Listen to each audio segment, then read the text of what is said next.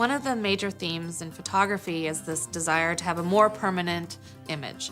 You have the Woodbury type, you have the platinum print, very stable, very long-lasting processes. And then you also have the pigment family of processes, the gum bichromate process and the carbon print process. The gum print is based on the light sensitivity of chromium. Mungo Ponton is the first person to really do experiments with the light sensitivity of this compound. Talbot himself experiments with chromium salts. He discovers that if you mix them with colloids, gelatin or gum, they harden when they're exposed to sunlight. Based on the work of Talbot, it doesn't take too much time for people to figure out that if we take a colloid like gum arabic and we put pigment into those, and then we sensitize those with chromium salts, we now have a medium that can be brushed onto paper, exposed to light under a negative. When we put this piece of paper in warm water, areas that are struck by light will harden, and that's where the dark pigment will be, and areas that are not struck by light will dissolve away, leaving the white of the paper. And so now we have a brand new printing process based on chromium. If you look at a gum print, the darker the picture, the thicker the deposit of gum.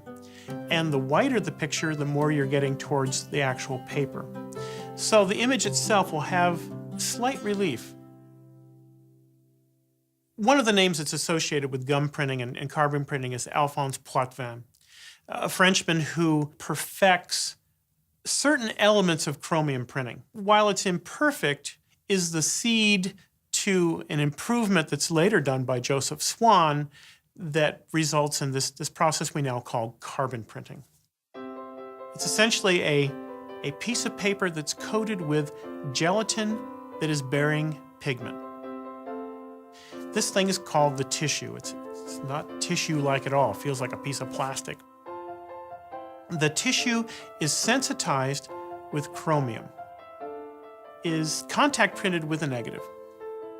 The light striking the gelatin hardens the gelatin selectively.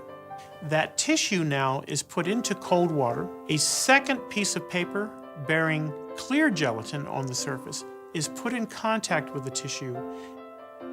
They're slid into a tray with hot water. The unhardened gelatin with pigment ooze out the edges. It's softening because of the hot water. You peel off the original tissue, and by washing it in hot water, you then take away all the black that you don't need in order to get a continuous tone photograph.